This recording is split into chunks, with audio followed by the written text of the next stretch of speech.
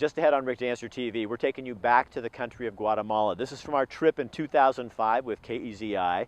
We followed the Cascade Medical Team. Tonight you're going to see a dentist and some of the work he's doing there, the Stove Team and how they help people there, and at the time we interviewed the president of Guatemala and his wife. That's all coming up now. I'm not dead. That sounds like something interesting.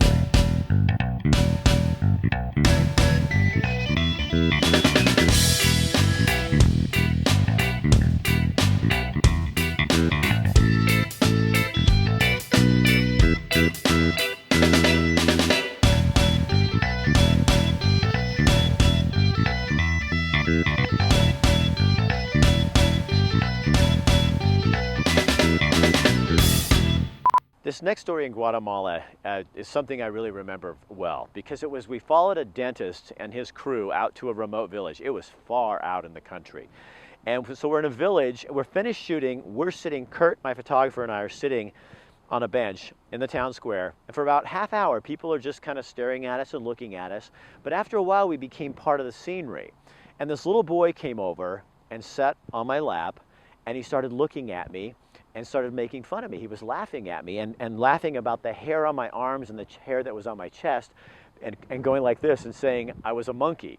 So the two of us were laughing, and by the end of the 2-hour period when the dentists were finished and we were leaving, the little boy and I were talking in broken English and broken Spanish. And I'll tell you, it was one of the most memorable things that I remember about that trip, is just the connection that little boy and I had, just because we had the time to sit and take and do that and just be real with each other. So I really love for you to see this story, because I think it kind of shows the heart of the people of Guatemala. Enamoré de mi tierra, es su nombre, Guatemala.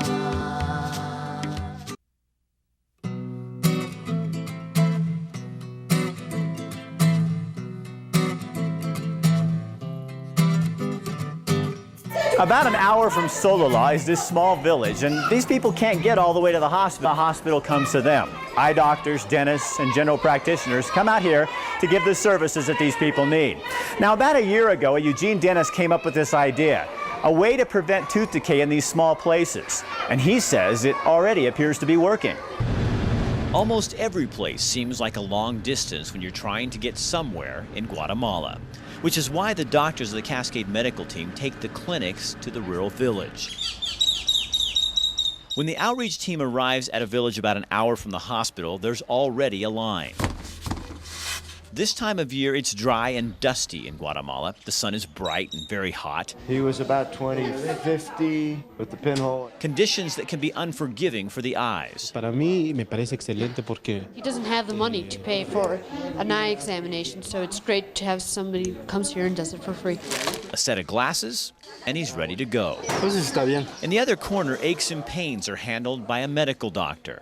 And upstairs, it opens my eyes. Dentist Tom McCready spends most of his time pulling teeth. Soft drinks are like water here. Sugar is a major staple of the Guatemalan diet. That's hard on teeth. Back in Eugene, Tom's done dental work for low-income people. And I see a lot of decay there, but nothing like what I see here. You see a few tears, but Guatemalans are tough people. Their gratitude overshadows any pain they may feel. It gives me a feel, just a really good, warm feeling in here to try and help some of these people that are in pain. Dentist George McCulley has visited this same village. He's tired of pulling teeth. Hello! Last year, he went to the school to try and do something about it. Their teeth were wiped out, total disaster. And there was nothing we were going to do about it, be able to do to stop the problem by pulling teeth. So he gave the village school toothbrushes and fluoride, enough to last a year. The children at that school get a fluoride tablet, one fluoride tablet every day that they're in school. Toothbrush at school, they brush their teeth at school. And they teach the children basic dental hygiene. Before the experiment, children at the school had an average of 8 decayed, missing, or damaged teeth. This year, it's down to about 2 per tooth. So it went from 8 to 2. A huge change. I didn't expect that. That's not something that I would have thought was going to happen.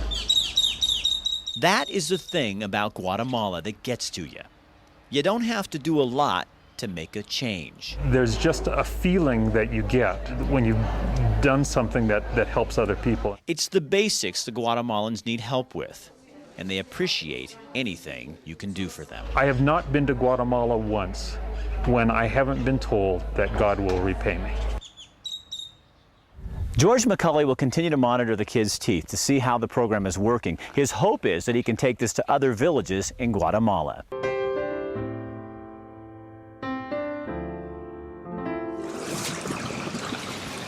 Dr. Fryfield, I didn't know you were a swimmer. Hi, Rick. How you doing? How long you been swimming? Oh, I've been swimming my whole life. Yeah. Hey, do you got time I can ask you a question about prostate cancer? Yeah, sure. Can you cure prostate cancer? Oh, sure. Prostate cancer can be cured all the time. I hear that from guys, though. I hear them saying, I've heard prostate cancer can't be cured. That's absolutely not true. So prostate cancer can be cured with radiation or cured with surgery. As long as it's localized, as long as it doesn't spread, we can cure prostate cancer. Is that what scares a lot of guys the most when they find out they have it, that this is not curable, when it's in fact one of the most curable cancers out there? Well, it is, yeah, and they need to find out about that and find out about their options, because, you know, sometimes, and this is a little strange, sometimes prostate cancer, even though it can be cured, doesn't need to be cured, because prostate cancer is so slow growing that, depending on a guy's age and his other medical problems, sometimes we make the decision to not do any treatment, even though we could, and that's where we have to individualize, and that's where he needs to go in and talk to his doctor and find out about his case. Okay, you probably need to finish your laps. We've been talking too long, and I know how it is. It's nice to talk to you, too. See you later, Dave.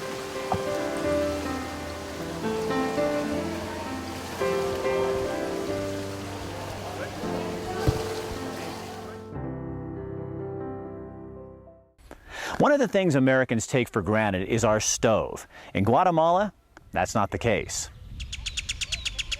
No one really knows how many Guatemalans live in the mountains or the back country of this beautiful place.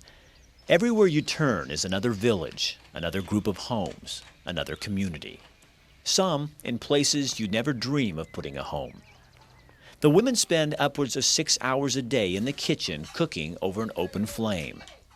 The kitchen is where Guatemala's future is changing. Oh, this is really important for us. Rebecca Galindo works with Helps International. Helps is a relief organization that brings groups like the Cascade Medical Team from Lane County to this country to help. Not just serving medical needs, stove teams are changing Guatemalans' lives, one kitchen at a time. We are talking about the health of the people. Most of people here cook with open fire or with no efficient stoves. That means that they have all the time the house full of smoke. Volunteers install modern, efficient wood-burning kitchens for the Guatemalans. In 2 weeks, they'll put in more than 200 individual stoves. You know, you're so fortunate to live in the States, and you have so much. And you know, when you come here, you just see how people live and the conditions they live in, but they're happy, but they have a really extremely hard life. The stove makes life easier. Less time, less wood, which is good for the environment, and a stovepipe through the roof, which means fewer health problems. Okay, tap her down. No more living rooms.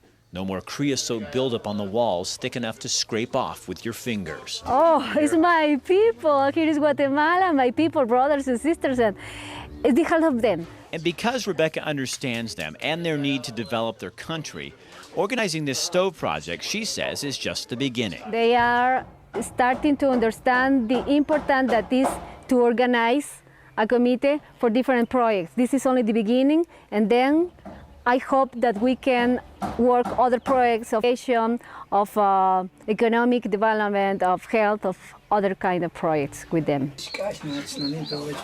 That's how you change a country. The stove is seen as a doorway for the indigenous people of Guatemala. It's also a convenience, and they get so excited over their new appliance. That look, the appreciation, is why people like Bob Orlando keep coming back year after year. We could feed the world. We could change the world. If every American gave a little and teamed up, we could change the world. We really could. Oh, I totally believe it with all my heart. Yeah, we could change the world. We could improve life for everyone on planet Earth. We're here at the University of Oregon Archives to talk to Elizabeth Peterson about this new collection that they received from KEZI. And I got to show you something real quick. These books, these were the Bibles when I was back in the day at KEZI. We'd run into the back room and we would be going through these to find the video for stories that we'd put on the air. So, you know, in some ways, Elizabeth, what's fun for me is this is kind of like my life, and you guys have it. And it's safe. You know, I'll always be in the archives here. Tell me, first of all, how did you get this KEZI collection? Scott Chambers from Chambers Communications. I believe he approached the Dean of the School of Journalism about gifting the collection to the university. And in the library, this is what we do. We take in primary source collections and organize them and make them accessible and preserve them forever. So fortunately, he talked to Dean Deb Carver, Dean of the Libraries, and through all these connections, brought the gift into the libraries. And so it will certainly be available to everybody, including the students and faculty in the School of Journalism. That's how the gift got to us. So in terms of nationwide, local news content like this, historical records of local news, even though it's only 10 or 20 or 50 years old, we're losing them.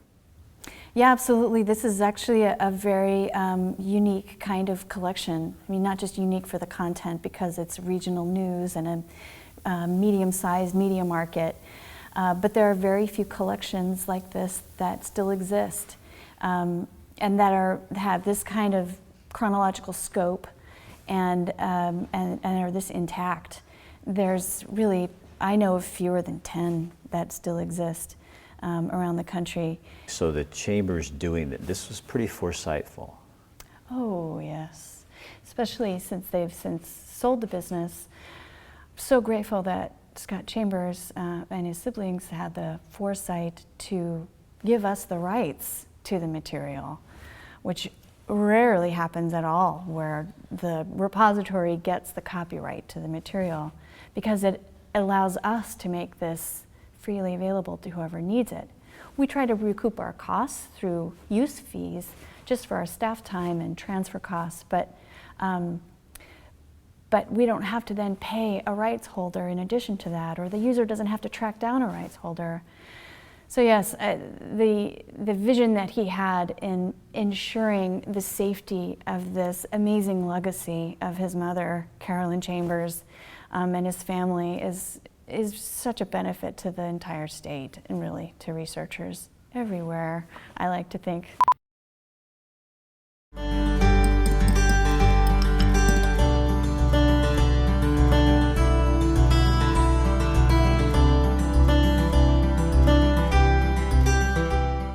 You know, teaching all of us about how to care about other people through, a lot of it has been somehow surrounded with food.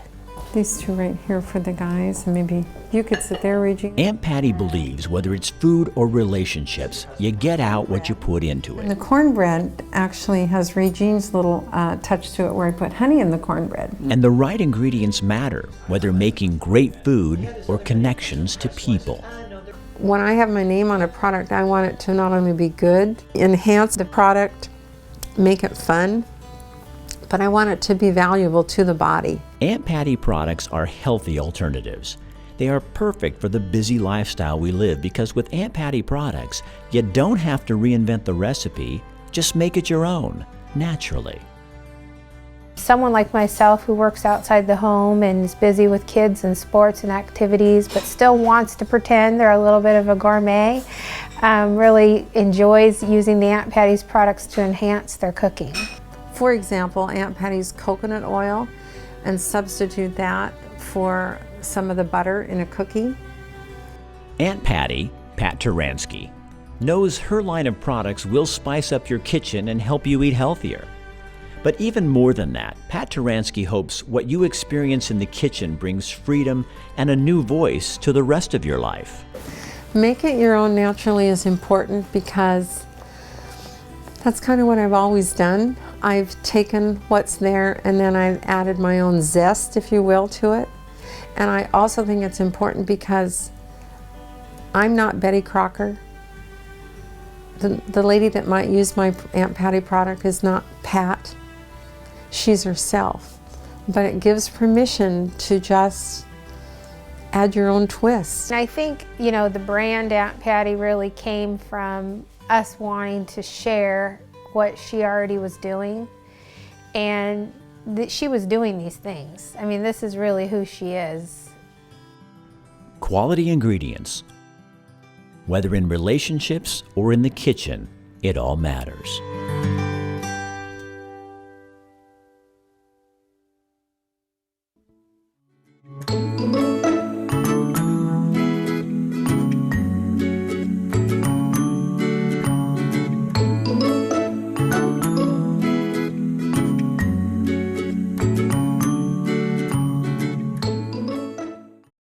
Over the years of my career in news, I've talked with plenty of local and some international political dignitaries, but one of the most thrilling was when we went to Guatemala in 2005. We found a connection to talk with the former president of Guatemala and his wife. So here we are in a foreign country. They take us into the palace, and we had a meeting with the president and his wife of Guatemala. So watch.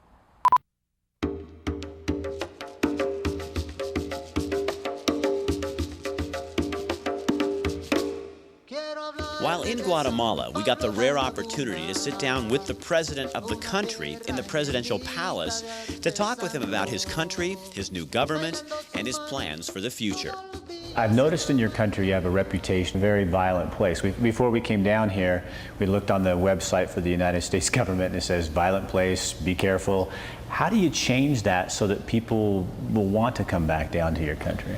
Violence is worldwide nowadays. You have violence in South America, Central America, North America, and even Europe. In the case of Guatemala, we are coming out of a 36-year armed conflict or civil war, and there's a lot of things that need to be improved, especially culturally, because for many years the solution to conflicts was by the use of arms and violence. So we are working on trying to improve this culture and to work hard to improve the living conditions so that violence is no longer an option. Really what Guatemala needs is jobs, but without security, and a big company probably is going to be resistant to want to locate in your country. Is that a problem? Desde luego que sí. Of course, personal security is something that needs to be resolved for investment to come down here. We're doing big efforts in trying to, we are improving the equipment and the human power and the police forces. We are starting to see some results. It was today in the morning in the headlines that there's been a decline in violence, and we are very optimistic, even though it's a large challenge, it's still a big problem, but we are optimistic we're heading in the right direction. How tough is it for you, coming in after your predecessor, to bring trust back into the office of President of Guatemala? Muy complicado porque it has been a big challenge. Definitely when we took over, the previous administration, they had taken a hold of all these institutions and key public officials. They had their objective was to perpetuate themselves in this corrupt government for the next term. We had of progress. There are some key previous government officials who are now in jail or being prosecuted. We are making some progress, but it's been a very difficult challenge and to bring back confidence into the people in their institutions and in their government. Free trade agreement, how important is that for Central America? It is definitely a big opportunity, but it also brings a lot of challenges. Just being able to read about it, we became aware of our things and how we need to improve and to get ready to be able to compete in a worldwide economy. I think it's going to strengthen the Central America region because we're doing efforts to unite our efforts as a region, and Central America can benefit a lot from this agreement. I would like to point out something that your audience might identify a lot or approve a lot is the fact that if we have a more secure Guatemala and a more developed Guatemala, then you're going to have less Guatemalans immigrating to the U.S. and all the problems that creates to American society. So what we want is for the conditions to improve down here so they can pursue their American dream, but staying in Central America and not immigrating to North America. What do you love about Guatemala? Oh, I love the people. It's a unique place, Guatemala. Es un lugar muy lindo. The country, I think it offers a lot with the Mayan heritage and all the geographic and multicolors that you find throughout the country. I would like to take the opportunity to invite you to come down here and see for yourselves what Guatemala is all about. Last thing, is this job the biggest headache you've ever had? Se vuelve un dolor de cabeza. It could become a headache, but if you're not moving forward, if you're going backwards or standing still. And when we make steps, we take steps in the right direction, that when one becomes hopeful that we are making progress and going towards a brighter future. The idea here is that we're not going to be capable of solving all the problems in 4 years, not even in 8 or 12. We need a continuity in our programs and have a plan as a nation. Otherwise, we can fall back into the situations of the past that we don't want to go there. Hey, Doug. Hey, Don. I got your stuff. This is Don Okerson. He's my dealer. He's my guy, my coffee dealer. I know, we all like local coffee. Oh, he brought my sign. I got, So here's the deal. I've been going to Cannon Beach for years, and unbeknownst to me, his twin sisters are my coffee fix in Cannon Beach at Sleepy Monk Coffee. It's the best place. Everybody in Cannon Beach knows it's been around for 27 years. They've owned it for 3. They roast the coffee right there in the place. And it is, when they open up at 8 o'clock or 7 o'clock, whatever day it is, there is a line of people waiting there to get their coffee. There so sure Don, is, Rick. These are your twin sisters. Yep. So tell me what you're doing now. Well, I tell you what, I brought the coffee here to Eugene, and I've been coaching in the area for like the last 8 years, right? Lived here about the last 15. I tell you what, we brought the coffee in. I got it in the Jiffy Market. I got it over in Capella's. I got it in Market of Choice on 29th and Willamette, and also at Kivas. And I tell you what, the coffee is outstanding. It's fair trade. Fair trade organic Arabica beans. And I guess the thing that we like about it is that it's unique. We're pulling in the ocean air up there. Where Cannon Beach sits, it's socked in the air. It's kind of like they talk about the sourdough bread down in San Francisco. It has a uniqueness to it because of that air they're pulling in. Same deal with this coffee. The way it's being roasted, it gives it a unique, nice, smooth taste. And if you ever have the chance to try it, I would really offer that opportunity. Right. I'm telling you, I'm a coffee snob and a beer snob, and this is my coffee. And so Don also, he has a phone number that I'm going to put up on the screen, and you can call him and he'll deliver it to you. He'll get you in pounds or half pounds. He'll get that to you if you want to start trying it. And once you're hooked, don't blame me, because it really is good coffee. And so you brought mine, right? Yep, yours. Okay, there's that. Yeah, I got to take care of Rick, because Rick, you know how it is. It's by the pound with Rick. It's not okay, half pounds. So I'll see you again next week, right? Yeah, this is for this week, That's and then right. I'll see you next week. Hey, Don, it was good seeing you. Good seeing you. Monk. Sleepy Monk Coffee. Yeah, Sleepy Monk. Cannon Beach, Oregon.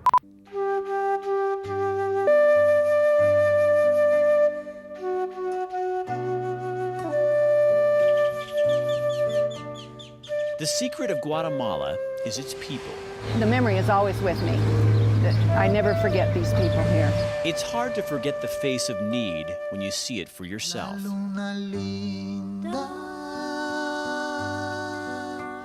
It's like the butterfly effect. You never know. It becomes all too personal. I'm giving back because I've been so blessed. I could spend months down here doing this stuff. Looking away, ignoring what you see, is not an option. If everybody did this, our world would be so much better. Taking care of your own becomes less of an issue when you've seen your neighborhood grow. And I understand that, because we have people at home with huge needs as well. But if we consider ourselves to be citizens of the world, these are our neighbors as well. We have so much in the United States, so much that we take for granted. It makes me appreciate, my life a whole lot more. I mean, it's amazing. People in Guatemala are so poor. The worst part is not only being poor, is having no alternatives. And that's the worst part of it. When you see young girls not being able to school and small children working. And yet, they smile. And these people have nothing. They have nothing. But they have something that maybe is more important than what we have. And that thing that they have is that they have each other. The emotions that you see, it's hard to explain that to other people when you go back home. You really have to come. You go back to the States and you realize after being down here how difficult it can be, but these people, to them, it's just their life, the way they live. We want to change the whole system, you know, let's change their government, fix all their roads, fix, you know, everything that's going on here. But it's just one person at a time. I would definitely do it all over again in a heartbeat. We'll never forget. Por la obra de Dios. The teams continue to come back with people with this knowledge that they have so that other families in his town and other towns can benefit as well. We all have hope, and we're all striving together to see that day by day things get better. Hope. Tons of hope. Tons of hope. This is a country that needs it. In Guatemala, we need to have like something to believe and to have like, I don't know, reason, hope. That's it, hope that we have a better life.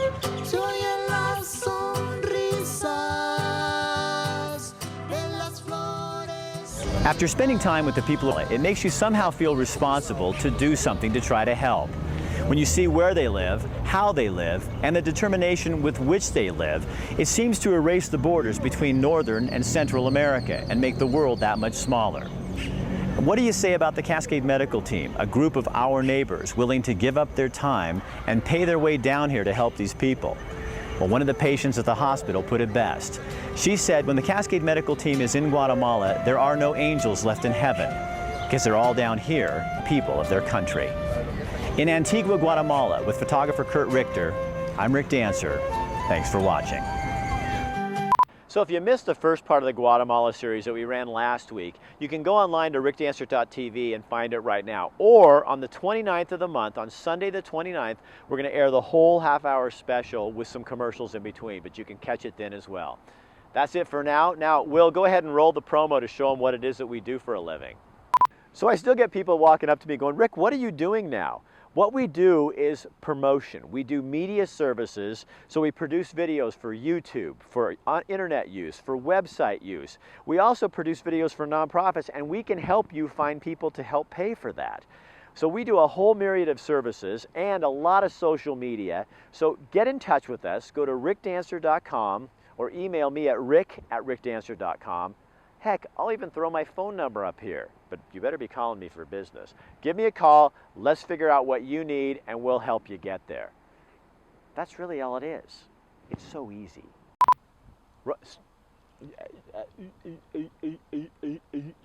Sitting out in the city square, the little town square, and the folks were just staring at us because we were, you know, foreigners. Send me an email, rick@rickdancer.com, or go to my website at rick@rickdancer.com.